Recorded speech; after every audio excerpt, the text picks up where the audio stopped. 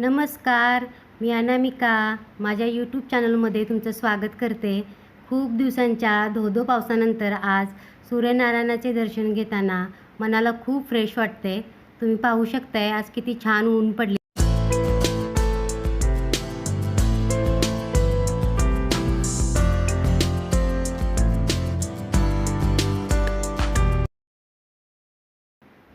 आज मी ब्रेकफास्टसाठी मेथीचे पराठे बनवणार आहे। तर त्यासाठी मी मेथी बारीक चिरून घेतलेली आहे। 1 वाटी गव्हाचं पीठ घेतलेलं आहे, 1 छोटी वाटी बेसन घेतलेलं आहे आणि मिक्सरवरती मी हे आलं, लसूण, मिरची आणि ओवा ह्याची बारीक पूड करून घेतलेली आहे। तसेच ही कोथिंबीर आपल्याला घालायची आहे। कोथिंबीर बारीक चिरून त्याच्यामध्ये घालायची आहे आपल्याला। इकडे मी कढई गरम करायला ठेवलेली आहे। त्याच्यामध्ये मी थोडं तेल घालणार आहे, अगदीच थोडं तेल घालायचं। त्याच्यानंतर त्याच्यामध्ये जिरे घालायचे आणि आपण जी बारीक चिरलेली कोथिंबीर आणि जी मेथी ठेवलेली आहे ती त्याच्यामध्ये आपल्याला परतून घ्यायची आहे। जास्त वेळ नाही परतायचं आहे आपल्याला, अगदीच मेथीचा कलर चेंज होईपर्यंत आपल्याला हलकासा रंग चेंज होईपर्यंत आपल्याला परतून घ्यायचा आहे। आणि तिकडं तुम्ही बघू शकता इकडं भरपूर काम पडलेलं आहे सकाळचं। त्याच्यानंतर आपल्याला ही मेथी थंड करून घ्यायची आहे। मेथी थंड झाल्यानंतर त्याच्यामध्ये हळद, आपलं कोल्हापुरी लाल तिखट 2-3 चमचे मी घातलेला आहे। त्याच्यानंतर आपला गरम मसालाही मी त्याच्यामध्ये घातलेला आहे। तुमच्याकडे जो मसाला असेल तो तुम्ही घालू शकताय। 1 वाटी बेसनचं पीठ, त्याच्यानंतर 1 वाटी गव्हाचं पीठ, हे असं सगळं कोरडंच मिक्स करून घ्यायचं आपल्याला। मी सुरुवातीला पाणी न घालता ती आपण बारीक केलेली पेस्ट आलं लसणाची आहे तीही घालायची आहे। त्याच्यानंतर हे पीठ आपण पाणी न घालता मळायचं आहे। आवश्यकता असल्यास आपण पाणी घालायचं आहे।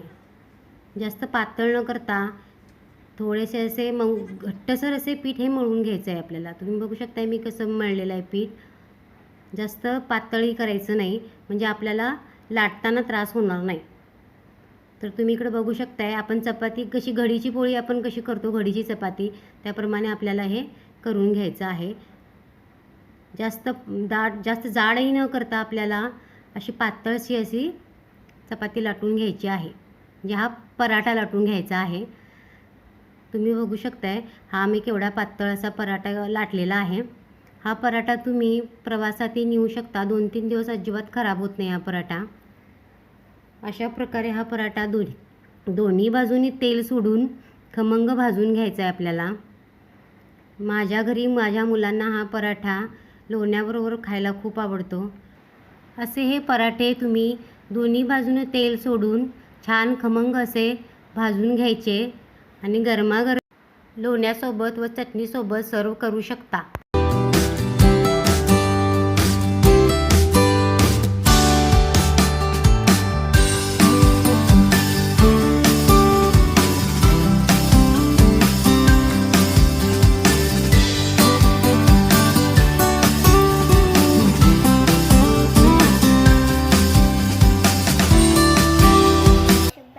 तर आता मी तुम्हाला गुळाचा चहा कसा करायचा ते दाखवणार आहे। इकडे मी 2 कपामध्ये गूळ घेतलेला आहे, गूळ पावडर आहे ही। आणि इकडं एका भांड्यामध्ये मी चहा उकळत ठेवलेला आहे, चहापत्ती, आणि याच्यामध्ये मी गवती चहा घातलेला आहे। इकडं तुम्ही जी आपण गूळ पावडर घातलेली त्याच्यामध्ये थंड दूध घालून घ्यायचं आणि त्याला चांगलं फेटून घ्यायचं। दूध हे थंडच असलं पाहिजे, गरम दूध नाही घालायचं आपल्याला। गरम दूध हे आपण चहापत्तीमध्ये घालून आपल्याला उकळवायचे आहे। तुम्ही बघू शकता इकडं जराही न फटता हा चहा तयार झालेला आहे। किती छान झालेला आहे बघा। तुम्ही हा चहा एकदा बनवाल तर परत परत हा चहा तुम्ही बनवून प्याल, इतका छान लागतो। मला चहामध्ये साय आवडते तर मी साय घातलेली आहे। तर इकडे बघा आपली रोजची कामं सकाळची आहेत। आपल्या बायकांना काही कामं कितीही झालं तरी कामं काही चुकत नाहीत, ती करावीच लागतात।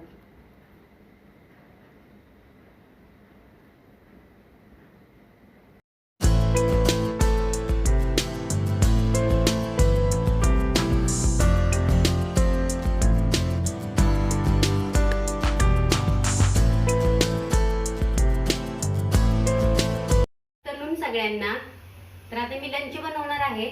तर लंचसाठी मी आज बनवणार आहे आमच्या गावाकडच्या पद्धतीची शेवग्याच्या शेंगाची आमटी आणि भात। तर ती आमटी कशी बनवायची ते मी तुम्हाला दाखवणार आहे. स्टॉप. इकडे मी कुकर लावायसाठी 2 वाट्या तांदूळ घेतलेले आहेत. तांदूळ स्वच्छ धुवून घेतलेले आहेत. तुम्ही इकडे बघू शकता जी मी डाळ घेतली आहे ती माझी गावाकडची डाळ आहे, गावठी डाळ आहे ही. त्याच्यामध्ये कोथिंबीर, कच्चा कांदा, त्याच्यानंतर 1 टोमॅटो असं सगळं घालायचं आहे. हळद आणि थोडंसं तेल घालायचं. आमच्या गावाकडे असंच बनवतात ही आमटी, त्यामुळे मी ही तुम्हाला माझी पद्धत दाखवत आहे. तुम्ही एकदा ट्राय करून बघा, खूप छान लागेल तुम्हाला ही आमटी. तर इकडे मी कुकर लावला आहे. कुकरच्या आपल्याला 2-3 शिट्ट्या करून घ्यायच्या आहेत. त्याच्यानंतर इकडे मी इलेक्ट्रिक केटलमध्ये गरम पाणी करायला ठेवलेलं आहे. मी शेवग्याच्या शेंगा वेगळ्या अशा शिजवून घेणार आहे. त्यासाठी मी 1 चमचा तेल घेतलेलं आहे कढईमध्ये. त्याच्यामध्ये आपल्याला धने, जिरे, हिंग असं सगळं काही घालायचं आहे. आणि आपल्याला त्याच्यामध्ये कढीपत्ताही घालायचा आहे. कढीपत्ता, कांदा घालून घ्यायचा आपल्याला आणि त्याला आपल्याला चांगलं परतवून घ्यायचं आहे. ह्याच्यामध्ये आपल्याला शेवग्याच्या शेंगा शिजवून घ्यायच्या आहेत. आपण जर डाळीबरोबर शेवग्याच्या शेंगा शिजवल्या तर त्या खूप शिजतात. त्यामुळे आपल्याला अशी ही वेगळ्या प्रकारे शिजवून घ्यायच्या आहेत. त्याच्यामध्ये थोडीशी हळद आणि आमचं लाल तिखट, कोल्हापुरी लाल तिखट. आम्ही सगळ्याच भाज्या किंवा जे काही पदार्थ आहेत सगळे लाल तिखटामध्येच बनवतो. त्याच्यामुळं माझ्या घरी सर्रास आम्ही मिरचीतले प्रकार तुम्हाला जास्त भेटणार नाहीत, हिरव्या मिरचीतले. आम्ही लाल तिखटच जास्त वापरतो.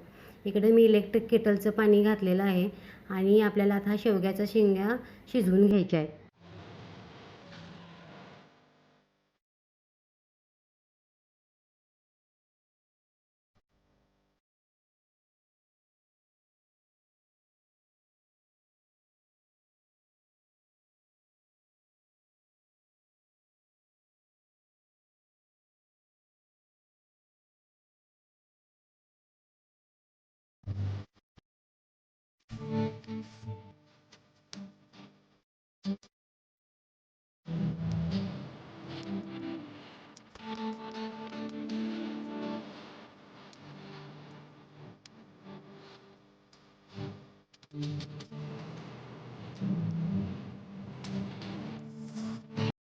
शेवग्याच्या शेंगा इकडे शिजलेल्या आहेत. त्याच्यामध्ये मी थोडी ओली कोथिंबीर आणि ओलं खोबरं घालणार आहे.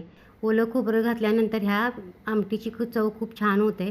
इकडं माझा कुकरही झालेला आहे. भात बघू शकताय तुम्ही. हे माझे घरचे तांदूळ आहेत, त्यामुळे ह्याचा भात खूप छान होतो. खायलाही खूप सुंदर लागतो. ह्याच्यामध्ये आता आपल्याला डाळ ओतून घ्यायची आहे. डाळ ओतून घेऊन आपल्याला 2-3 मिनटं चांगलं उकळवून घ्यायचं आहे. तुम्ही पाहू शकता किती छान दिसते ही डाळ. बघूनच असं जेवावंसं वाटते.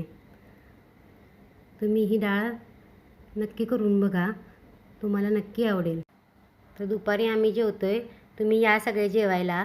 दुपारच्या जेवणामध्ये काय काय आहे तुम्ही बघू शकताय. मैत्रिणींनो, हा माझा छोटासा व्लॉग तुम्हाला कसा वाटला हे तुम्ही कमेंटद्वारे मला नक्की सांगा.